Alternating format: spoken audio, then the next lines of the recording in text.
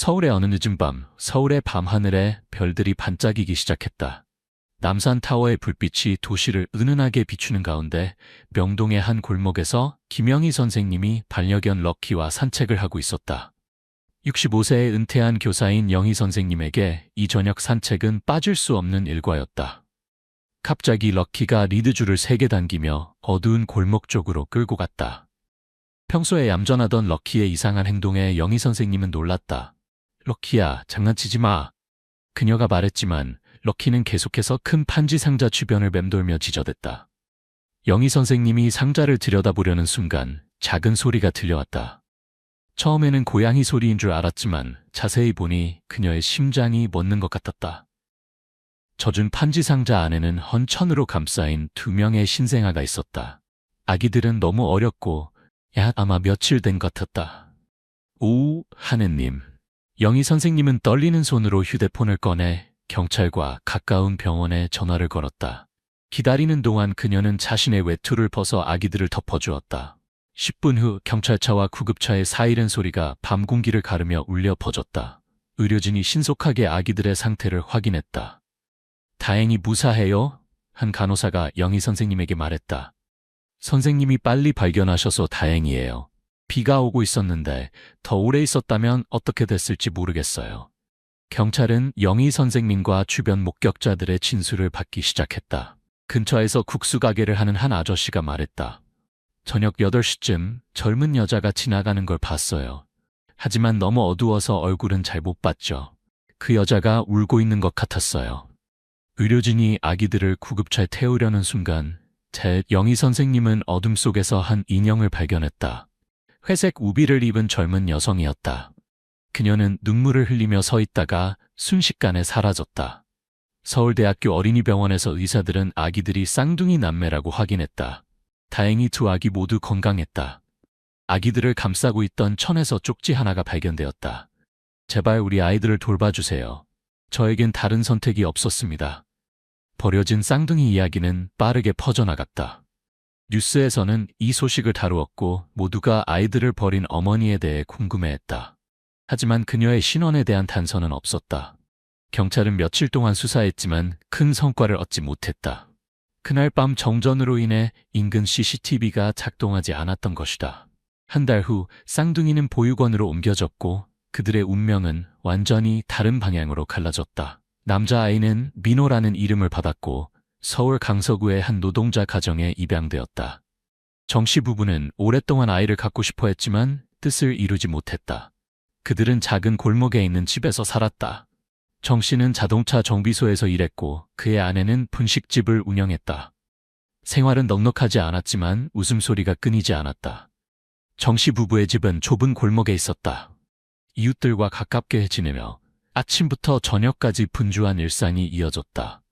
2층짜리 작은 집의 1층은 분식집이었고 2층은 가족이 생활하는 공간이었다. 민호는 양부모의 사랑과 이웃들의 관심 속에서 자랐다. 어릴 때부터 그는 자신이 입양아라는 사실을 알고 있었다. 정 씨 부부는 이 사실을 숨기지 않았고 진실이 민호의 성장에 도움이 될 거라고 믿었다. 넌 하늘이 우리에게 준 선물이야. 정 씨 아내가 종종 민호에게 말했다. 비록 내 뱃속에서 나오지 않았지만 넌 우리 마음속에서 태어났어. 민호는 똑똑하고 공부를 잘했다. 그는 종종 어머니의 분식집에서 숙제를 하곤 했다. 손님들의 웃음소리와 떡볶이 냄새 속에서 책을 읽었다. 시간이 날 때면 아버지를 도와 오토바이를 고치며 기술을 배웠다. 하지만 그의 진정한 관심사는 컴퓨터와 기술이었다. 여자아이는 민지라는 이름을 받았고 서울 강남의 부유한 변호사 가정에 입양되었다. 박 씨 부부는 이미 미국에서 유학 중인 아들이 있었지만 항상 딸을 갖고 싶어 했다. 그들은 법률사무소를 운영하며 후계자를 키우고 싶어 했다. 그들은 고급 아파트에 살았고 민지는 완벽한 숙녀가 되도록 양육되었다. 박 씨 부부의 집은 청담동의 고급 아파트 단지에 있었다. 24시간 경비가 있는 안전한 환경이었다. 3층짜리 펜트하우스는 현대적인 스타일로 꾸며져 있었고 이탈리아에서 수입한 가구들로 가득했다. 작은 정원도 있어 전문 정원사가 관리했다. 민지는 민호와는 완전히 다른 환경에서 자랐다. 그녀는 비싼 국제학교에 다녔고 개인 교사에게 피아노와 영어를 배웠다. 어릴 때부터 뛰어난 변호사가 되기 위한 준비를 했다. 넌 우리 가문의 후계자라는 걸 명심해야 해. 박 씨 부인이 자주 민지에게 말했다. 우리가 하는 모든 일은 내 미래를 위한 거야. 하지만 민지는 항상 뭔가 이상하다고 느꼈다. 그녀의 피부는 양모처럼 하얗지 않았고 눈도 양부모나 오빠처럼 밝지 않았다. 가족의 호화로운 파티에서도 그녀는 종종 이방인처럼 느꼈다. 비싼 드레스를 입고 화려한 화장을 해도 마찬가지였다. 20년이 흘렀다. 민호와 민지는 완전히 다른 세계에서 자라며 서로의 존재를 알지 못했다. 민호는 끊임없는 노력 끝에 서울대학교 컴퓨터공학과에 전액 장학생으로 입학했다. 그는 프로그래밍 실력이 뛰어나 교수들의 칭찬을 받았다.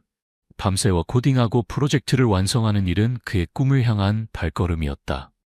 대학 시절 그는 PC방에서 아르바이트를 하며 인공지능에 대한 관심을 키웠다. 그는 언젠가 이산 가족을 찾는 데 도움을 줄 수 있는 프로그램을 만들고 싶어 했다. 민지는 외국어 고등학교를 우수한 성적으로 졸업한 후 미국 하버드 대학교 법학과로 유학을 떠났다. 그곳에서 그녀는 전 세계에서 온 친구들을 만났다. 이곳에서 그녀는 가족의 기대를 충족시키는 것 외에도 인생에 중요한 것들이 있다는 것을 깨닫기 시작했다. 해외에서 보낸 시간 동안 민지는 자신의 뿌리에 대해 고민하기 시작했다. 그녀는 도서관에서 많은 시간을 보내며 한국에 버려진 아이들에 대한 사례를 연구했다. 그녀가 읽은 모든 이야기가 그녀의 가슴을 아프게 했다. 그녀는 자신의 이야기도 그와 비슷한지 궁금해했다. 당신은 한 번도 당신을 낳은 어머니에 대해 궁금해하지 않나요? 한국계 미국인 친구가 한 번 물었다. 이 친구도 입양하였고 수년간의 노력 끝에 친가족을 찾았다. 매일 궁금해요. 민지가 대답했다. 하지만 어디서부터 시작해야 할지 모르겠어요. 2023년 7월의 어느 비 오는 날, 그 운명의 밤으로부터 정확히 20년 후, 운명은 서로 다른 길을 걸어온들의 삶을 엮기 시작했다. 민호는 이제 성공한 소프트웨어 엔지니어가 되어 법률 분야에서의 인공지능 응용에 관한 컨퍼런스에서 발표를 하게 되었다. 그는 수천 개의 법률 문서를 빠르게 분석하고 요약할 수 있는 프로그램을 개발했다. 이 프로그램은 변호사들의 연구 시간을 크게 줄여줄 수 있었다. 민지는 7년간의 미국 유학과 근무를 마치고 한국으로 돌아왔다. 그녀는 가족의 법률사무소에서 법무이사로 임명되었지만 마음 한구석에는 여전히 자신의 뿌리를 찾고 싶은 욕망이 있었다. 그녀는 기술이 이 여정에 도움을 줄 수 있을지 알아보기 위해 컨퍼런스에 참석했다. 그들은 컨퍼런스가 열리는 호텔 엘리베이터에서 처음 만났다. 민호가 실수로 민지의 서류를 떨어뜨렸고 주워주는 과정에서 그들의 눈이 마주쳤다. 둘 다 이상한 느낌을 받았다. 마치 오래전부터 알고 있었던 사람을 만난 것 같은 느낌이었다. 죄송합니다. 민호가 어색하게 말했다. 괜찮아요. 민지가 대답했지만 그녀의 눈은 여전히 민호의 얼굴에 머물러 있었다. 그의 얼굴에서 뭔가 익숙한 것이 있었다. 발표 내내 민지는 무대 위의 젊은 엔지니어에게서 눈을 떼지 못했다. 그의 발표 내용이 흥미로웠을 뿐만 아니라 그에 대한 이상한 감정이 그녀를 사로잡았다. 그들은 걸음걸이부터 몸짓, 심지어 미소까지 놀랍도록 비슷했다. 컨퍼런스 후 그들은 호텔 카페에서 우연히 마주쳤다. 민지가 혼자 앉아 메모를 정리하고 있을 때 민호가 다가왔다. 여기 앉아도 될까요? 그가 물었다. 다른 테이블은 모두 차 있었다. 민지는 고개를 끄덕였다. 그들은 법률 분야에서의 AI 응용에 대해 이야기를 나누기 시작했고 점차 더 개인적인 주제로 대화가 옮겨갔다. 혹시 자신이 있어야 할 곳이 아닌 곳에 있다고 느낀 적 있나요? 민호가 갑자기 물었다. 민지는 놀라서 그를 바라보았다. 그의 질문이 그녀의 마음속 깊은 곳을 건드렸다. 왜 그렇게 물으시나요? 잘 모르겠어요. 민호가 어깨를 으쓱했다. 저는 항상 그런 느낌이 들어요. 양부모님이 저를 많이 사랑해 주시지만 여전히 채워지지 않는 빈 공간이 있어요. 당신도 입양아인가요? 민지가 물었다. 그녀의 심장이 빠르게 뛰기 시작했다. 민호는 고개를 끄덕였다. 20년 전 명동의 골목에서 버려진 채 발견됐어요. 민지는 전기에 감전된 것처럼 느꼈다. 그녀는 가방에서 오래된 신문 기사를 꺼냈다. 그것은 구겨지고 모서리가 닳아 있었다. 혹시 이 이야기인가요? 민호는 신문을 받아들고 눈을 크게 뜨고 놀랐다. 그것은 2003년 7월에 어느 비 오는 밤, 명동에서 발견된 쌍둥이 아기에 대한 기사였다. 이건 제 이야기예요. 민호가 천천히 말했다. 그리고 이제 거의 확실해요. 당신의 이야기이기도 하죠. 그들은 한동안 침묵 속에 앉아 있었다. 20년 동안 완전히 다른 세계에서 살아왔는데 이제 단 몇 시간 만에 서로를 찾은 것이다. 우리는 더 알아봐야 해요. 민호가 마침내 입을 열었다.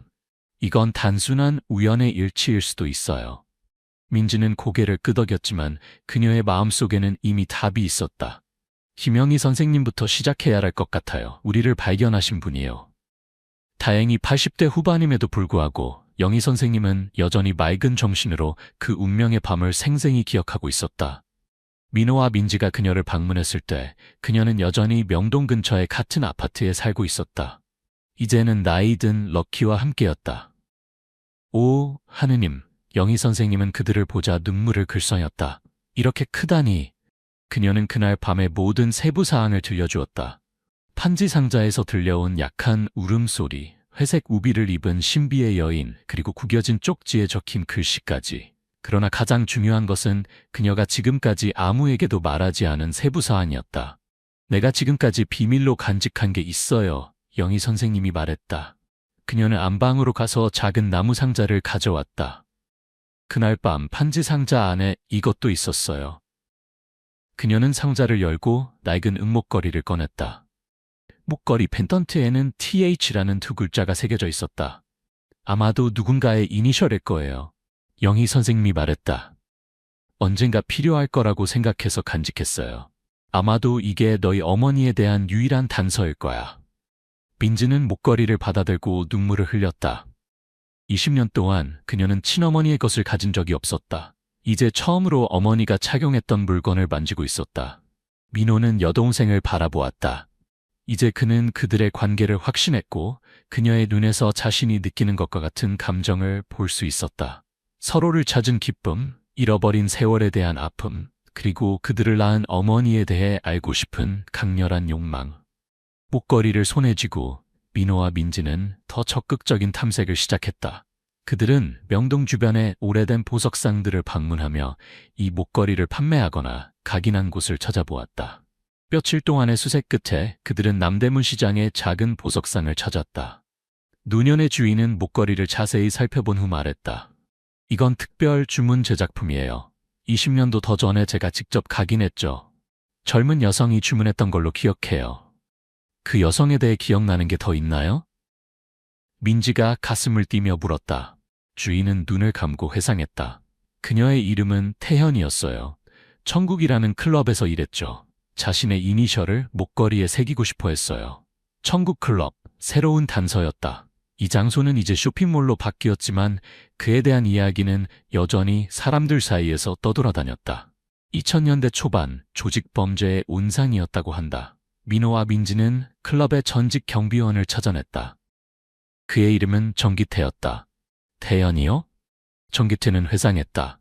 그녀는 다른 텐서들과는 달랐어요. 교육을 받은 사람이었죠. 영어도 잘했고 그저 상황 때문에 이곳에 오게 된 거죠. 하지만 그녀는 듣고 보지 말았어야 할 것들을 알게 됐어요. 그녀에게 무슨 일이 있었나요? 민지가 물었다. 오빠의 손을 꼭 잡고 있었다. 복잡한 이야기예요. 정기태는 한숨을 쉬었다. 이 클럽은 단순한 유흥 장소가 아니었어요. 대규모 자금 세탁과 밀수의 중심지였죠. 태연은 VIP룸에서 일하면서 우연히 많은 비밀을 알게 됐어요. 정기태는 태연이 이 불법 활동을 경찰에 신고하려 했다고 말했다. 하지만 조직의 우두머리들이 그녀가 임신한 사실을 알게 되자 이를 이용해 그녀를 협박했다. 그들은 그녀에게 두 가지 선택권을 줬어요. 정기태가 말했다. 그의 목소리가 낮아졌다. 침묵을 지키고 사라지거나 아니면 그녀와 아이들이 영원히 안전하지 못할 거라고 협박했죠. 민지가 울음을 터뜨렸다. 민호는 여동생을 꼭 안았다. 그의 가슴이 무거워졌다. 그들은 어머니가 자신들을 버린 이유에 대해 여러 가지 시나리오를 상상해왔지만 이렇게 비극적인 상황은 전혀 예상하지 못했다.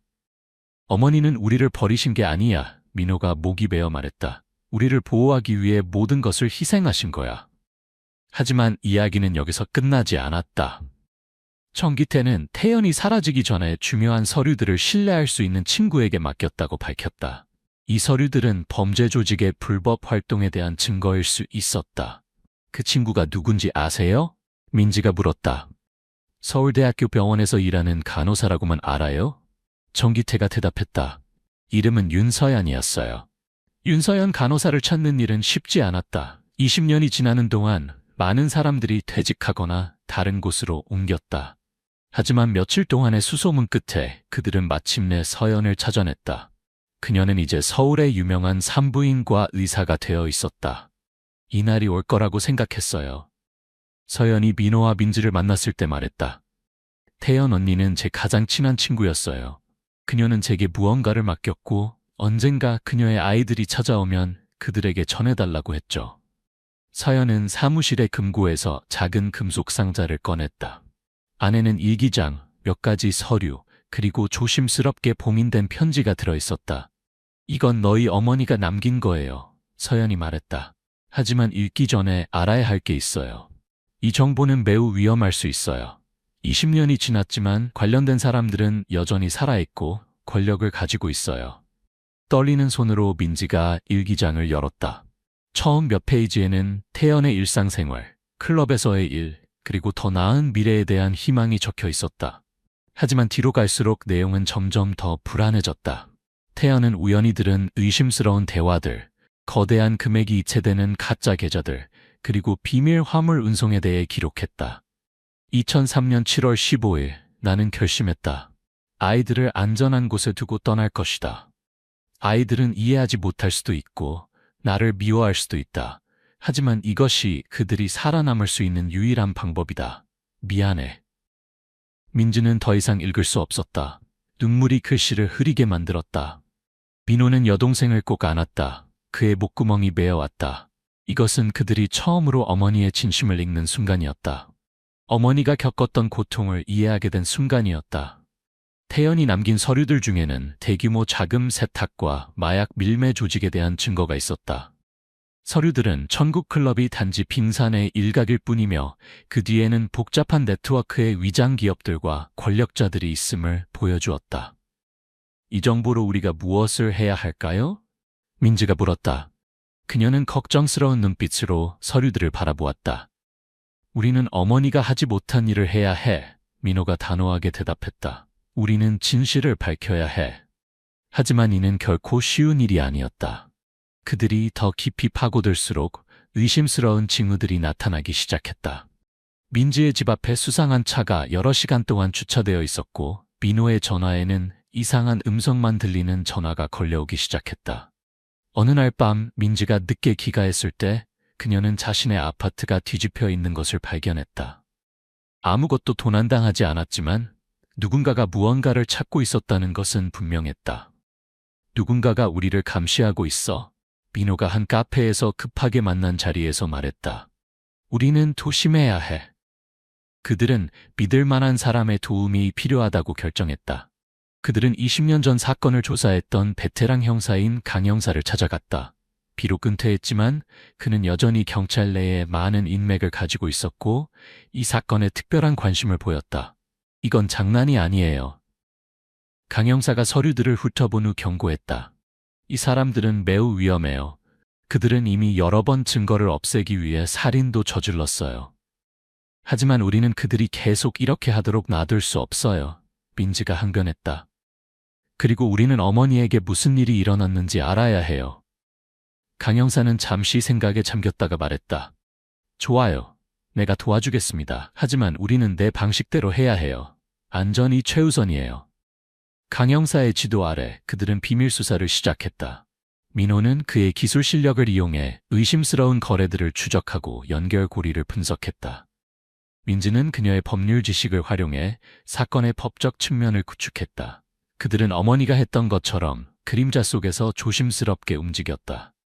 점차 더 큰 그림이 드러나기 시작했다. 자금 세탁 작전은 서울에만 국한된 것이 아니었다. 다른 도시들에도 지부가 있었다. 그들은 의심스러운 은행 계좌들, 유령 회사들, 그리고 이 모든 것과 연관된 미스터리한 죽음들을 발견했다. 하지만 그들의 적들도 가만히 있지 않았다.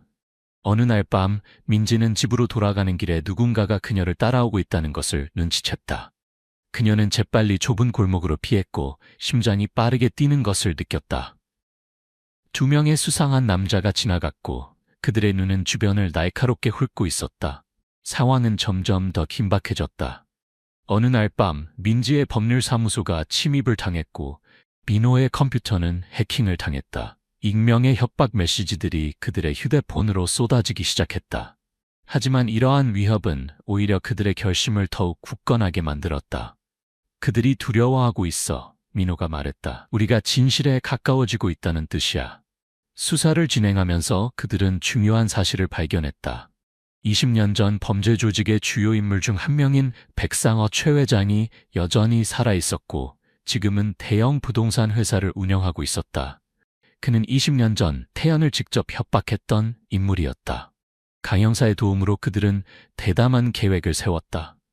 민주는 변호사로서 최 회장에게 접근하기로 했고 민호는 뒤에서 그의 회사 컴퓨터 시스템에 침투해 증거를 찾기로 했다. 계획은 처음에는 순조롭게 진행되는 것 같았다.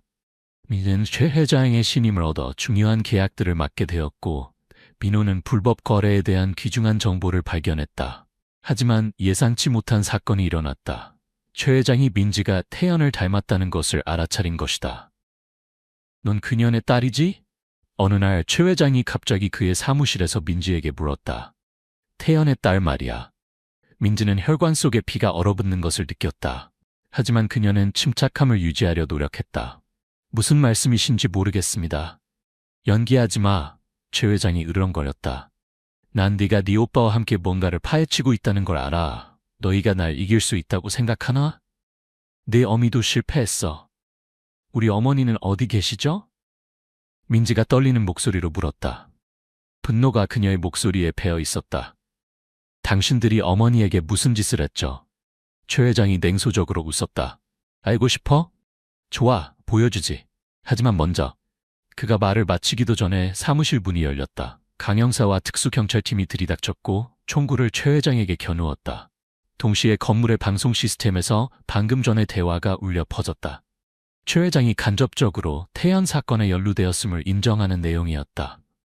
당신은 체포되었습니다. 강 형사가 선언했다. 우리는 지난 20년간의 당신의 불법 활동에 대한 충분한 증거를 확보했습니다. 민호가 보안 통제실에서 나타났다. 그는 건물의 CCTV와 음향 시스템을 해킹하는 데 성공했던 것이다. 모든 것이 계획대로 진행되었다. 그들은 최 회장이 민지를 알아볼 것이라는 것을 예상하고 이를 이용해 함정을 설치한 것이었다. 신문 과정에서 증거의 압박과 형량 감경을 위해 최 회장은 모든 것을 실토했다. 그는 범죄 조직이 어떻게 운영되었는지, 증거를 없애기 위해 누가 살해되었는지, 그리고 마지막으로 태연에 대해 말했다. 그녀는 너무 위험했어. 최 회장이 말했다. 너무 많이 알고 있었고 입을 다물지 않으려 했지. 우리는 그녀를 죽이려고 했지만 그녀가 임신한 것을 알았을 때 난 완전히 비정한 사람은 아니야. 그녀에게 사라질 기회를 줬어. 다시는 돌아오지 말라고 했지. 우리 어머니는 어디 있나요? 민지가 감정을 억누르며 물었다. 처음에는 그녀를 대전의 한 수녀원으로 보냈어. 최 회장이 대답했다. 하지만 그녀는 거기서 도망쳤지. 그녀에 대해 마지막으로 들은 건 약 10년 전 말레이시아에서였어. 새로운 신분으로 살고 있었지. 최 회장으로부터 얻은 정보를 바탕으로 민호와 민지는 어머니를 찾기 위해 말레이시아로 떠났다. 그들이 가진 것은 페낭의 한 재봉틀 가게 주소뿐이었다. 중국인 거리의 작은 가게에서 주인은 헬렌이라는 이름의 한국 여성을 기억했다. 이는 태연의 새로운 이름이었다. 그녀는 정말 재능 있는 사람이었어요. 가게 주인이 말했다. 손님들은 그녀가 만든 치파오를 정말 좋아했죠. 하지만 그녀는 항상 슬퍼 보였어요. 특히 비 오는 날이면요. 그런 날이면 서울이 생각난다고 했어요. 그들은 말레이시아의 여러 도시를 돌아다니며 어머니의 흔적을 찾았다. 각 장소에서 그들은 자신의 모든 것을 버리고 아이들을 지키기 위해 살아온 한 여성의 삶에 대한 작은 조각들을 발견했다. 마침내 쿠알라룸푸르의 한 한국 사찰에서 그들은 가장 중요한 단서를 찾았다. 헬렌은 자주 이곳에 왔어요. 주지스님이 말했다. 그녀는 명상을 하고 많이 울곤 했죠. 한국에 두고 온 쌍둥이 아이들에 대해 저에게 털어놓았어요. 작년에 그녀는 한국으로 돌아가기로 결심했어요. 더 이상 아이들을 그리워하는 것을 견딜 수 없다고 했죠. 한국으로 돌아와 강영사의 도움으로 그들은 마침내 태연을 찾아냈다. 그녀는 부산의 작은 집에서 살고 있었다. 재봉 일을 하며 가난한 아이들에게 영어를 가르치고 있었다. 그녀는 1년 넘게 그곳에 있었고 멀리서 아이들의 삶을 조용히 지켜보고 있었다. 재회의 순간은 눈물로 가득했다. 20년간의 이별, 고통, 그리고 희생, 모든 것이 어머니의 품에서 녹아내렸다. 태연은 두 아이를 꼭 안았고 눈물이 멈추지 않았다. 미안해, 그녀가 흐느끼며 말했다. 너희를 떠나는 것은 내 인생에서 가장 어려운 결정이었어. 우리는 이해해요, 어머니, 민지가 말했다. 그녀의 얼굴을 어머니의 어깨에 묻었다. 어머니는 우리를 지키기 위해 모든 것을 희생하셨어요. 이제 우리가 어머니를 집으로 모셔왔어요. 그리고 우리는 진실을 밝혔어요. 민호가 덧붙였다. 그는 어머니의 손을 꼭 잡았다. 사건은 공개되었고 최 회장과 그의 공범들은 법의 심판을 받게 되었다. 그들의 불법 활동이 만천하에 드러났고 정의가 마침내 실현되었다. 태연은 더 이상 두려움 속에서 살 필요가 없게 되었다. 민호와 민지는 태연의 집이라는 비영리 단체를 설립하기로 결정했다. 이 단체는 어려운 상황에 처한 미혼모들과 그들의 아이들을 돕는 것을 목표로 했다. 그들은 자신들의 어머니와 같은 이야기가 다시는 반복되지 않기를 바랐다. 태연은 고문으로서 단체 운영에 참여했다. 그녀의 경험은 그녀가 고군분투하는 어머니들을 깊이 이해하고 공감할 수 있게 해주었다. 그녀는 그들에게 재봉을 가르치고 영어를 가르치고 가장 중요하게는 미래에 대한 희망을 주었다. 매일 저녁 부산의 작은 집에서 가족은 함께 모였다. 민호와 민지는 주말마다 어머니를 방문했다. 그들은 현재와 미래에 대해 이야기했고 때로는 과거에 대해서도 이야기했다. 하지만 그것은 슬퍼하기 위해서가 아니라 그들이 극복한 것들에 대해 감사하기 위해서였다. 후회하지 않니? 어느 날 저녁 태연이 물었다. 과거를 파헤친 것을 말이야. 절대 아니에요. 민지가 단호하게 대답했다. 그렇게 하지 않았다면 우리는 어머니를 찾지 못했을 거예요. 그리고 진실을 밝히지도 못했겠죠. 이제 아무도 두려워할 필요가 없어요. 민호가 덧붙였다. 태연은 행복하게 미소 지었다. 20년 전 그녀는 아이들의 미래를 위해 모든 것을 포기했다. 이제 그녀의 아이들이 건강하고 성공적이고 행복한 모습을 보며 그녀는 그 희생이 가치 있었다는 것을 알았다. 그들의 이야기는 많은 사람들에게 영감의 원천이 되었다. 그것은 모성애의 힘, 조용한 희생, 그리고 어둠이 아무리 깊어도 사랑과 정의의 빛이 항상 길을 찾아낼 것이라는 믿음에 대한 이야기였다. 서울 외곽의 허름한 동네, 좁은 골목길 사이로 쓰레기 더미가 쌓여 있었다. 늦은 밤 그 쓰레기 더미 사이로 한 마리의 개가 조심스레 움직이고 있었다. 누렁이라 불리는 이 떠돌이 개는 마른 몸에 지저분한 털을 가졌지만 그 눈만큼은 영리함이 가득했다. 누렁이는 평소와 같이 먹을 것을 찾아 쓰레기를 뒤지고 있었다. 갑자기 희미한 울음소리가 들렸다. 누렁이는 귀를 쫑긋 세우고 소리의 근원을 찾아 나섰다. 쓰레기 더미를 파헤치던 누렁이는 마침내 소리의 출처를 발견했다. 찢어진 박스 안에는 갓 태어난 듯한 여자아기가 있었다. 아기는 너무 약해 보여 거의 움직이지도 못했다. 누렁이는 잠시 망설였다. 자신도 먹을 것을 제대로 구하지 못하는 처지인데 이 아기를 어떻게 해야 할지 몰랐다. 하지만 오래전 자신을 돌봐주던 주인의 따뜻한 손길을 떠올렸다. 그 순간 누렁이는 결심했다. 조심스럽게 입으로 박스를 물고 누렁이는 골목을 빠져나왔다. 늦은 밤이었지만 여전히 활기찬 서울 거리를 지나는 동안 사람들은 더러운 개가 무언가를 물고 가는 모습에 별 관심을 보이지 않았다. 누렁이는 본능적으로 도움을 줄 수 있는 곳을 찾아 계속 걸었다. 여러 시간을 걸어 마침내 한 작은 한옥 앞에 도착했다. 그곳에서는 따뜻한 기운이 느껴졌다. 누렁이는 박스를 내려놓고 짖기 시작했다. 처음에는 작게 그리고 점점 더 크게 짖었다.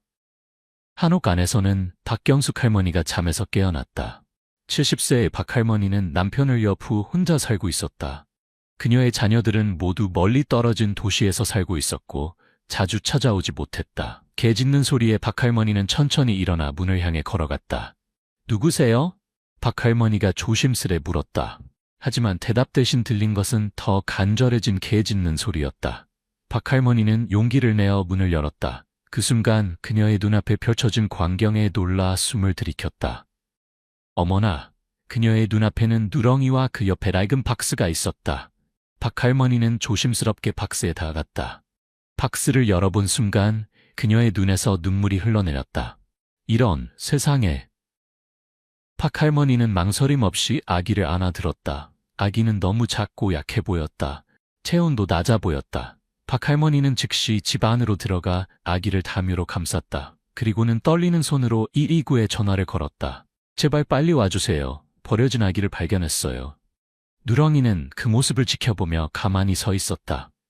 그는 자신이 해야 할 일을 다 했다는 듯이 보였지만 동시에 걱정스러운 눈빛으로 아기를 바라보고 있었다. 얼마 지나지 않아 구급차가 도착했고 곧이어 경찰도 왔다. 의료진들이 아기를 살펴보는 동안 경찰은 박할머니에게 상황을 물었다. 저도 자세히는 모르겠어요. 박할머니가 설명했다.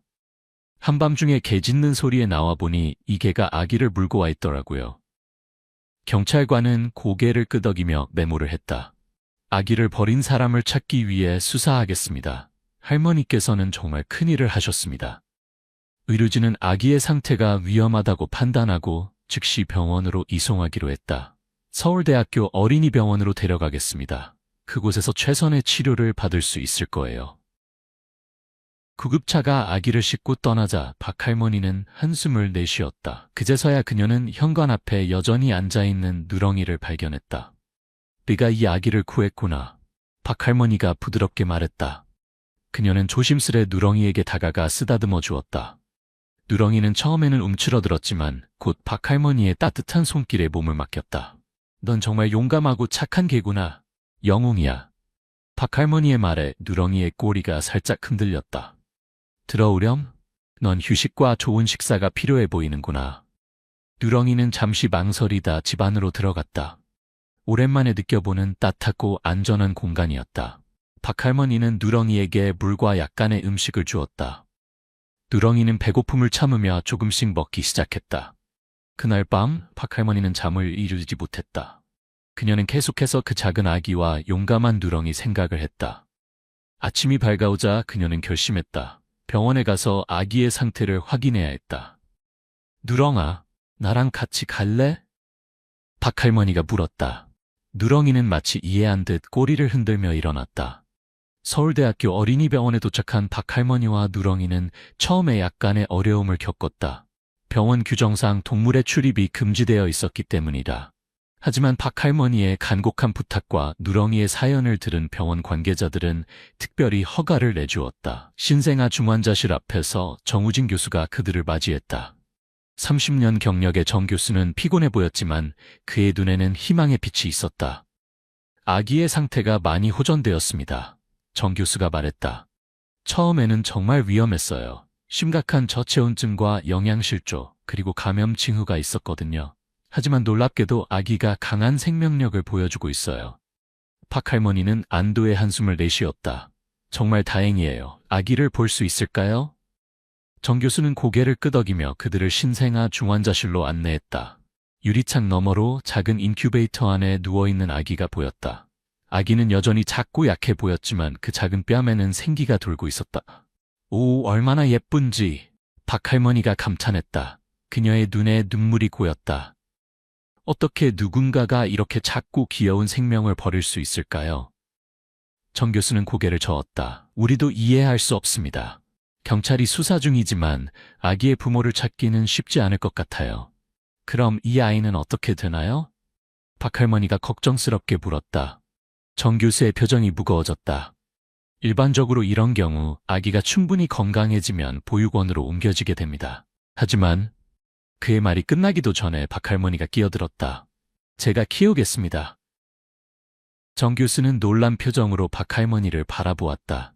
할머니, 그건 정말 큰 결정입니다. 확실하신가요? 아기를 키우는 것은 쉬운 일이 아닙니다. 박할머니는 단호하게 고개를 끄덕였다. 저는 너무 오래 혼자 살았어요. 이 아이는 가족이 필요해요. 그리고 저도 더 이상 혼자가 아닌 것 같아요. 우리는 서로가 필요한 거죠. 정 교수는 잠시 생각에 잠겼다가 미소를 지었다. 알겠습니다. 입양 절차에 대해 설명해 드리겠습니다. 그리고 아기의 건강 상태와 앞으로의 관리 방법에 대해서도 자세히 알려드리겠습니다. 그들이 이야기를 나누는 동안 누렁이는 조용히 유리창 너머의 아기를 바라보고 있었다. 마치 자신이 구한 아기를 지키겠다는 듯한 눈빛이었다. 그날부터 박할머니는 병원의 단골 손님이 되었다. 그녀는 매일 병원을 찾아 아기의 상태를 확인하고 의료진들로부터 육아에 대한 조언을 들었다. 그녀는 작은 옷과 부드러운 장난감들을 가져왔고 인큐베이터 옆에 앉아 몇 시간씩 아기에게 칭칭뒤 이야기를 하고 옛 자장가를 불러주었다. 누렁이도 변함없는 동반자가 되었다. 비록 중환자실에는 들어갈 수 없었지만 항상 밖에서 충실히 기다렸다. 간호사들은 누렁이의 헌신적인 모습에 감동받아 그에게 간식을 가져다 주기 시작했고 심지어 정 교수도 지나갈 때마다 누렁이를 쓰다듬어 주었다. 참 신기하죠? 어느 날 정 교수가 박할머니에게 말했다. 이계가 아기를 구하지 않았다면 아마 아기는 살아남지 못했을 거예요. 그리고 이제 이계는 아기의 수호자가 된 것 같아요. 박할머니는 미소를 지었다. 네, 정말 기적 같아요. 누렁이는 이제 우리 가족이에요. 며칠이 지나자 아기의 이야기가 병원 내에서 소문이 나기 시작했다. 그리고 얼마 지나지 않아 며칠이 지나자 아기의 이야기가 병원 내에서 소문이 나기 시작했다. 그리고 얼마 지나지 않아 지역 신문사에서 이 놀라운 이야기를 취재하러 왔다. 영웅개가 버려진 아기를 구하다라는 제목의 기사가 실렸고 이는 순식간에 전국적인 뉴스가 되었다. 언론은 병원으로 몰려들어 누렁이와 아기의 사진을 찍으려 했다. 박할머니는 이 갑작스러운 관심에 당황스러워했지만 정 교수의 도움으로 언론 대응을 잘 해나갔다. 우리는 이 아기를 희망이라고 부르기로 했습니다. 박할머니가 기자들에게 말했다. 왜냐하면 이 아이는 절망 속에서 발견된 희망이기 때문이죠. 희망이의 이야기는 많은 사람들의 마음을 움직였다. 병원으로 후원금과 물품이 쏟아지기 시작했다. 많은 사람들이 희망이의 앞날을 걱정하며 도움의 손길을 내밀었다. 한편 경찰은 희망이를 버린 사람을 찾기 위해 수사를 계속했다. CCTV 분석, 주변 탐문 등을 통해 정보를 모았지만 쉽지 않은 수사였다. 아직 결정적인 단서는 없습니다. 담당 형사가 박할머니에게 설명했다. 하지만 포기하지 않고 계속 수사하겠습니다. 박할머니는 복잡한 심정이었다. 한편으로는 희망이를 버린 사람을 찾아 책임을 물어야 한다고 생각했지만 다른 한편으로는 그들도 나름의 사정이 있었을 거라고 생각했다. 그 사람들이 찾아진다고 해도 저는 희망이를 절대 포기하지 않을 거예요. 박할머니가 단호하게 말했다. 시간이 흘러 희망이의 건강 상태가 점점 좋아졌다. 한 달이 지났을 때 정 교수는 기쁜 소식을 전했다. 희망이가 이제 인큐베이터에서 나와도 될 것 같습니다. 할머니가 직접 안아보실 수 있어요. 박할머니의 눈에 눈물이 고였다. 조심스럽게 희망이를 안았을 때 그녀는 말로 표현할 수 없는 감정을 느꼈다. 작고 연약해 보이는 아기였지만 그 눈빛은 강인함으로 가득 차 있었다. 우리 희망아, 이제 할머니가 늘 너와 함께 있을 거야. 박할머니가 속삭였다. 그 순간 누렁이가 조심스럽게 다가와 희망이의 발을 핥았다. 희망이는 처음으로 작은 미소를 지었다. 그 모습을 본 모든 사람들의 눈시울이 붉어졌다. 이제 우리는 진정한 가족이 되었네요. 정 교수가 말했다. 입양 절차는 예상보다 빨리 진행되었다. 희망이의 사연이 알려지면서 많은 사람들이 도움을 주었고 관련 기관들도 적극적으로 협조했다. 마침내 희망이가 태어나는 날이 왔다. 병원 직원들과 자원봉사자들이 모두 나와 그들을 배웅했다.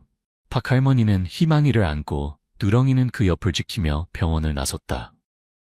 집으로 돌아오는 길, 박할머니의 동네 사람들이 깜짝 환영회를 준비하고 있었다. 골목길에는 희망이를 환영합니다라는 현수막이 걸려 있었고 이웃들은 작은 선물들을 들고 기다리고 있었다. 박할머니, 정말 대단하세요. 옆집 김할머니가 말했다. 우리 모두가 희망이의 이모, 삼촌이 되어줄게요. 박할머니는 감격에 겨워 말을 잇지 못했다. 그저 고개를 숙여 감사의 인사를 전할 뿐이었다. 집에 도착한 후 박할머니는 희망이를 위해 준비해둔 작은 방으로 갔다. 방은 아기 용품들로 가득 차 있었다. 대부분은 후원으로 받은 것들이었다. 우리 희망아, 여기가 내 새 집이야. 박할머니가 말했다. 희망이는 새로운 환경에 호기심 어린 눈빛으로 주변을 둘러보았다. 누렁이는 조용히 아기 침대 옆에 자리를 잡고 앉았다. 그날 밤 박할머니는 오랜만에 편안한 잠을 잤다. 비록 몇 시간마다 희망이가 울어 깨어나야 했지만 그녀의 마음은 평화로웠다. 그녀는 더 이상 혼자가 아니었다. 다음 날부터 박할머니의 새로운 일상이 시작되었다. 아기를 돌보는 일은 생각보다 훨씬 힘들었다. 밤에 자주 깨어나야 했고 기저귀를 갈고 분유를 먹이는 일이 끊임없이 이어졌다. 하지만 박할머니는 힘들다고 생각하지 않았다. 오히려 희망이를 돌보는 every moment가 감사했다. 누렁이도 큰 도움이 되었다. 희망이가 울 때마다 먼저 알아채고 박할머니에게 알려주었고 항상 희망이 곁을 지켰다. 이웃들도 많은 도움을 주었다. 김할머니는 자주 찾아와 아기를 봐주었고 옆집 이씨 부부는 장을 볼 때마다 필요한 물품들을 사다 주었다. 동네 전체가 희망이를 키우는 데 참여하는 것 같았다. 한 달이 지나고 두 달이 지나면서 희망이는 쑥쑥 자라났다. 처음으로 고개를 들고 처음으로 뒤집기를 하고 처음으로 옹알이를 하는 모든 순간이 박할머니에게는 큰 기쁨이었다. 우리 희망이가 정말 빨리 자라네요. 정기 검진을 위해 병원을 찾았을 때 정 교수가 말했다. 건강도 아주 좋아요. 할머니가 정말 잘 키우고 계세요. 박할머니는 겸손하게 웃었다. 다 희망이가 씩씩해서 그래요. 그리고 누렁이랑 이웃들이 많이 도와주고 있어요. 그러던 어느 날 경찰서에서 연락이 왔다. 희망이의 친부모로 추정되는 사람들을 찾았다는 것이었다. 박할머니는 가슴이 철렁 내려앉는 것을 느꼈다. 경찰서에 도착한 박할머니는 젊은 부부를 마주하게 되었다. 그들의 눈에는 죄책감과 후회의 빛이 가득했다. 정말 죄송합니다. 여자가 흐느끼며 말했다. 저희가 너무 어리석었어요. 그때는 너무 어리고 가난해서 하지만 날마다 후회하고 있었어요. 박할머니는 복잡한 감정에 휩싸였다. 분노, 연민, 두려움이 뒤섞였다. 하지만 그녀는 차분히 말했다. 여러분의 사정도 이해합니다. 하지만 이제 희망이는 제 삶의 전부예요. 저는 희망이를 포기할 수 없어요. 긴 대화 끝에 젊은 부부는 고개를 숙였다. 저희는 아이를 키울 준비가 되어 있지 않아요. 할머니께서 키워주신다면 그게 아이를 위해 최선일 것 같습니다. 다만 가끔 아이의 소식을 들을 수 있을까요? 박할머니는 잠시 생각하다가 고개를 끄덕였다. 그럴 수 있어요. 하지만 법적으로 희망이의 양육권은 제게 있어야 해요. 그렇게 희망이의 입양은 공식적으로 완료되었다. 박할머니는 이제 법적으로도 희망이의 보호자가 되었다. 시간은 빠르게 흘러갔다. 희망이는 하루가 다르게 자라났고 곧 첫 돌을 맞이하게 되었다. 박할머니는 작은 잔치를 준비했다. 이웃들과 병원 관계자들, 그리고 희망이의 친부모도 초대했다. 잔치 당일 집 앞마당은 축하객들로 가득 찼다. 희망이는 예쁜 한복을 입고 환하게 웃고 있었다. 누렁이도 특별히 목욕을 하고 새 목줄을 했다. 우리 희망이 첫돌 축하해. 박할머니가 눈물 어린 목소리로 말했다. 할머니가 있는 한 너는 항상 사랑받고 행복할 거야. 돌잡이에서 희망이는 연필을 잡았다. 모두가 박수를 치며 기뻐했다. 앞으로 희망이가 공부도 잘하고 훌륭한 사람이 되겠어요. 정 교수가 말했다. 잔치가 끝나갈 무렵 희망이의 친부모가 박할머니에게 다가왔다. 할머니, 정말 감사합니다. 희망이가 이렇게 건강하고 행복하게 자라는 걸 보니 마음이 놓여요. 박할머니는 따뜻하게 미소 지었다. 여러분도 희망이의 인생에 조금씩 참여하세요. 희망이가 자라면서 알아야 할 거예요. 얼마나 많은 사람들의 사랑을 받고 자랐는지. 그날 밤 모든 손님들이 돌아가고 희망이가 잠든 후 박할머니는 마당에 나와 별을 바라보았다. 누렁이가 조용히 다가와 그녀의 발치에 앉았다. 누렁아, 고마워. 박할머니가 말했다. 네가 아니었다면 이런 행복은 없었을 거야. 누렁이는 마치 이해한 듯 꼬리를 흔들었다. 박할머니는 깊은 숨을 내쉬었다. 1년 전 그날 한밤중에 들려온 개 짖는 소리가 그녀의 인생을 얼마나 크게 바꾸어 놓았는지 새삼 실감했다. 이제 그녀의 삶에는 희망이라는 이름의 작은 빛이 있었다. 그리고 그 빛은 나날이 더 밝아지고 있었다. 우리 앞으로도 행복하게 살자. 박 할머니가 중얼거렸다. 그녀의 눈에는 기쁨의 눈물이 반짝였다. 그렇게 희망이의 첫 돌이 지나고 시간은 계속해서 흘러갔다. 희망이는 건강하게 자라났고 2살, 3살이 되어갔다. 말을 배우기 시작하면서 희망이의 첫 마디는 할머니였고, 그렇게 희망이의 첫 돌이 지나고 시간은 계속해서 흘러갔다. 희망이는 건강하게 자라났고 2살, 3살이 되어갔다. 말을 배우기 시작하면서 희망이의 첫 마디는 할머니였고 2번째 마디는 누렁이였다. 박할머니는 희망이가 자라는 모습을 보며 날마다 행복을 느꼈다. 하지만 동시에 새로운 고민도 생겼다. 희망이가 점점 더 많은 것을 물어보기 시작했고 언젠가는 자신의 입양 사실에 대해 알게 될 것이라는 걱정이 들었다. 할머니, 나는 왜 엄마 아빠가 없어요? 어느 날 희망이가 물었다. 박할머니는 잠시 망설였다. 그녀는 이 순간이 올 것을 알고 있었지만 여전히 준비가 되지 않은 것 같았다. 하지만 그녀는 용기를 내어 대답했다.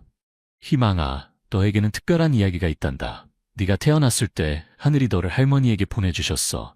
그래서 할머니가 네 엄마이자 아빠가 된 거야. 희망이는 잠시 생각에 잠겼다가 물었다. 그럼 누렁이는요?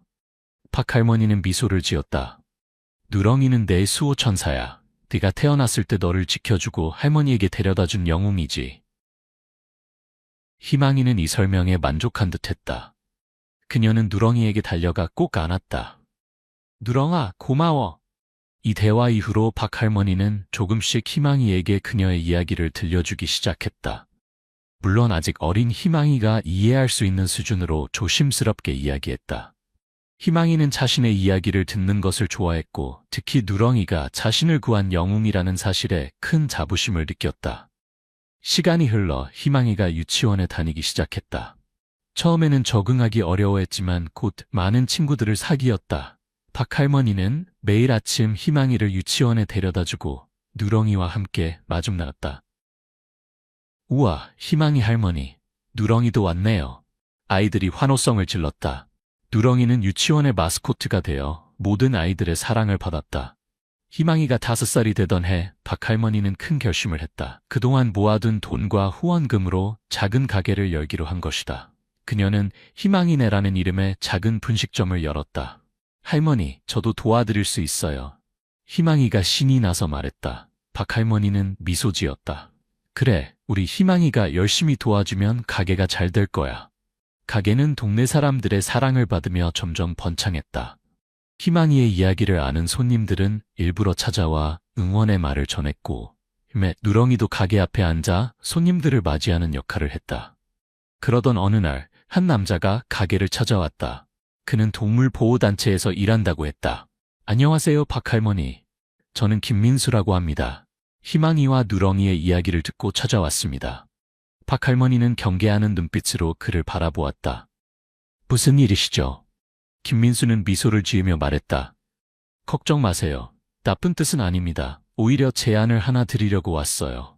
희망이와 누렁이의 이야기로 사람들에게 유기동물 입양의 중요성을 알리는 캠페인을 하면 어떨까 해서요. 박할머니는 잠시 생각에 잠겼다. 그녀는 희망이의 사생활을 지켜주고 싶었지만 동시에 그들의 이야기가 다른 이들에게 도움이 될 수 있다는 생각도 들었다. 희망이와 상의해 봐야 할 것 같아요. 박할머니가 말했다. 그날 저녁, 박할머니는 희망이에게 이 제안에 대해 이야기했다. 희망아, 내 이야기를 들은 사람들이 다른 강아지들도 누렁이처럼 가족을 찾을 수 있게 도와주고 싶대. 어떻게 생각하니? 희망이는 잠시 생각하더니 밝게 웃었다. 좋아요, 할머니. 저도 누렁이처럼 다른 강아지들을 도와주고 싶어요. 그렇게 희망이와 누렁이는 유기동물 입양 캠페인의 얼굴이 되었다. 그들의 이야기는 더 많은 사람들에게 알려졌고 많은 유기동물들이 새로운 가족을 찾게 되었다. 희망이가 초등학교에 입학할 무렵 그들의 이야기는 교과서에 실리기까지 했다. 희망이와 누렁이, 사랑과 용기의 이야기란 제목의 단원이 생겼고 많은 아이들이 이 이야기를 통해 생명의 소중함과 입양의 의미를 배웠다. 학교에서 돌아온 희망이가 어느 날 박할머니에게 말했다. 할머니, 저도 커서 유기동물을 돕는 일을 하고 싶어요. 누렁이처럼요. 박할머니는 감동의 눈물을 흘렸다. 그래, 우리 희망이가 정말 착하구나. 할머니가 늘 응원할게. 시간은 계속 흘러갔고 희망이는 점점 더 자라났다. 10살이 된 희망이는 이제 자신의 이야기를 완전히 이해하게 되었고 더욱 성숙해졌다.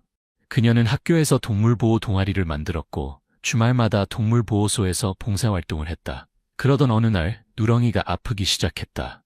나이가 들어 몸이 많이 쇠약해진 것이다. 할머니, 누렁이가 괜찮아질 거예요, 그렇죠? 희망이가 걱정스럽게 물었다. 박할머니는 한숨을 쉬었다. 희망아, 누렁이도 우리처럼 나이를 먹어. 언젠가는 하늘나라로 가야 할 거야. 하지만 그때까지 우리가 최선을 다해 돌봐주자. 희망이와 박할머니는 누렁이를 정성껏 돌보았다. 매일 산책을 시켜주고 영양가 있는 음식을 만들어주었다. 하지만 시간을 되돌릴 수는 없었다. 그해 겨울, 누렁이는 평화롭게 눈을 감았다. 희망이는 처음으로 큰 상실을 경험했다. 그녀는 며칠 동안 울었지만 점차 누렁이와의 행복했던 기억들을 떠올리며 마음을 추스렸다. 할머니, 누렁이는 이제 하늘에서 우리를 지켜보고 있겠죠? 희망이가 물었다. 박할머니는 고개를 끄덕였다. 그래, 누렁이는 항상 우리와 함께 있을 거야.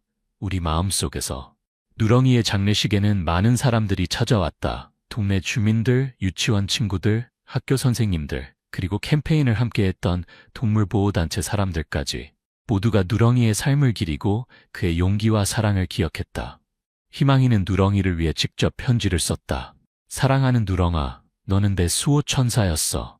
네가 없었다면 나는 이 세상에 없었을 거야. 넌 나에게 삶을 주었고 가족을 주었어. 네가 가르쳐준 사랑과 용기를 평생 간직할게. 하늘에서도 행복하길 바라. 영원히 사랑해, 누렁아. 편지를 읽는 동안 모두가 눈물을 흘렸다. 그것은 슬픔의 눈물이면서도 감사의 눈물이었다. 누렁이의 죽음 이후 희망이는 더욱 열정적으로 동물보호 활동에 참여했다. 그녀는 누렁이의 이름으로 장학금을 만들어 동물의학을 공부하고 싶어하는 학생들을 후원하기 시작했다. 희망이가 중학생이 되었을 때 그녀는 전국 학생 동물보호 대회에서 대상을 받았다. 그녀의 프로젝트는 제2의 누렁이를 찾아서라는 제목으로 유기동물들을 훈련시켜 요양원의 노인들과 매칭하는 프로그램이었다. 이 프로그램은 유기동물들에게 새로운 삶의 목적을 주고 동시에 외로운 노인들에게 친구를 만들어줍니다. 희망이가 발표에서 말했다. 누구나 제2의 누렁이가 될 수 있고 또 누구나 제2의 희망이가 될 수 있습니다.